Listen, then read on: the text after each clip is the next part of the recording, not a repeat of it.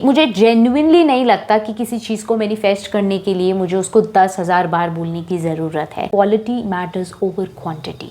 Manifestation has to be easy, fun and not hectic and specially robotic. Welcome to the conscious living everyone. I am Bhavna Bhatt. आज हम बात करने वाले हैं 10K affirmation challenge के बारे में। फाइनली आप में से बहुत सारे लोग चाहते थे कि मैं इस टॉपिक पे एक वीडियो बनाऊं, सो हियर आई एम। ये मैनिफेस्टेशन टेक्निक आजकल बहुत ट्रेंडिंग में है, तो सोचा क्यों ना इस पे एक वीडियो बनाई जाए। तो आज हम इसी चैलेंज के बारे में बात करेंगे कि ये क्या है, इसको कैसे यूज़ किया जाता है, हाउ इट वर्क्स, और मेरा ओपिनियन क्या है इस मैनिफेस्टेशन टेक्निक को लेके। तो वीडियो एंड तक ज़रूर देखना। Let's begin.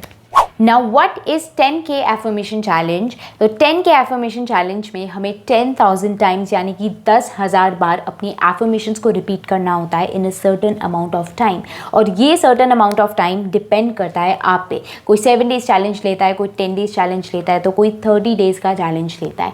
That means आपको इस specific time frame के अंदर अपनी affirmations को repeat करना होगा। So for example आपकी affirmation है I am rich और आप 10 days का challenge लेते हो, तो 10 दिन में इसको कंप्लीट करने के लिए आपको एक दिन में इस एफर्मेशन को 1000 बार रिपीट करना होगा, right. So simply divide the number 10,000 by the number of days it takes you to decide on the challenge. Next important question is that how this technique works. ये काम कैसे करता है, बिकॉज बहुत सारे लोगों ने इसको ट्राई किया है और उन्हें रिजल्ट्स भी मिले हैं। So this manifestation technique works on the basis of repetition. ये 10K एफर्मेशन चैलेंज रेपिटेशन पे बेस्ड है, and we all know that repetition is one of the powerful ways जिसके थ्रू सबकॉन्शियस माइंड को easily reprogram किया जा सकता है।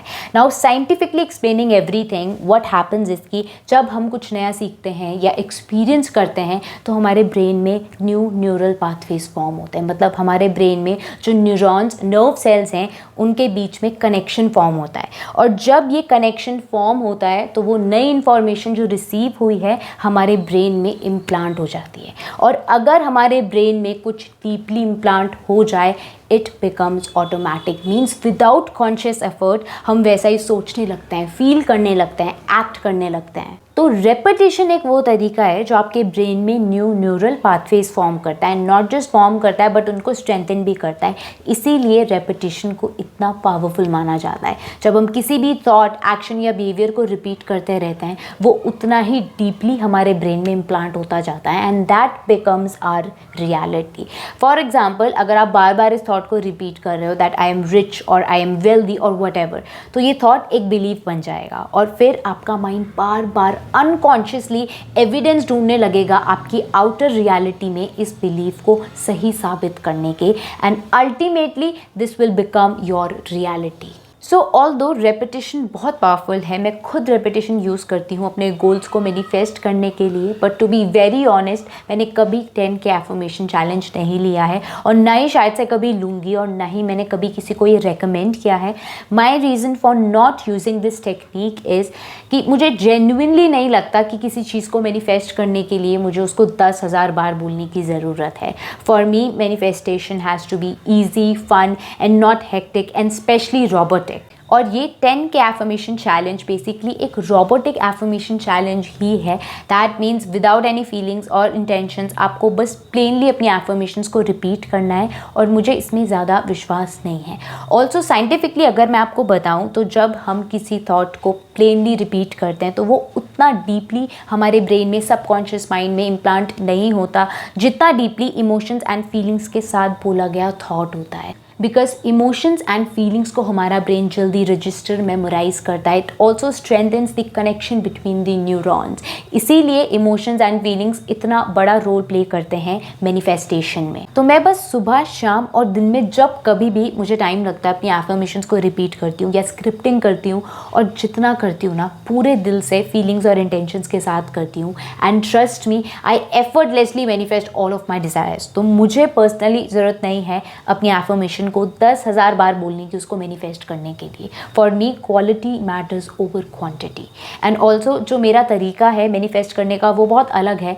मैं बिल्कुल नहीं चाहती कि अपनी डिज़ायर को पाने के लिए मैं दिन भर एफर्मेशंस करती रहूँ और फिर मैं उससे बहुत ज़्यादा अटैच हो जाऊँ या डेस्परेट हो जाऊँ. बिकॉज पास्ट में मेरे साथ ऐसा हुआ है and I was not able to manifest anything. Trust me, I became so desperate, needy.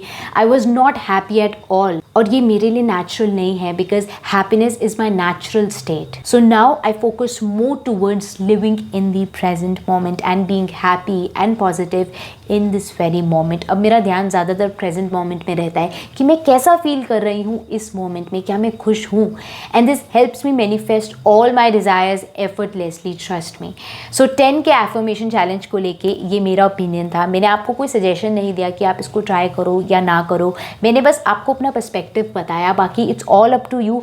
Do what works for you. बस हमेशा याद रखना कि हमें अपनी मैनिफेस्टेशन जर्नी को ईजी एफर्टलेस बनाना है, ना कि एक burden. Okay, so I hope इस वीडियो से आपको कुछ नया सीखने को मिला होगा. अगर इस वीडियो से रिलेटेड आपको कोई भी डाउट है, क्वेरी है, let me know in the comment section and do like, share, subscribe, hit the bell button on, and I will see you guys in my next video. Till then, take care. Thank you so much.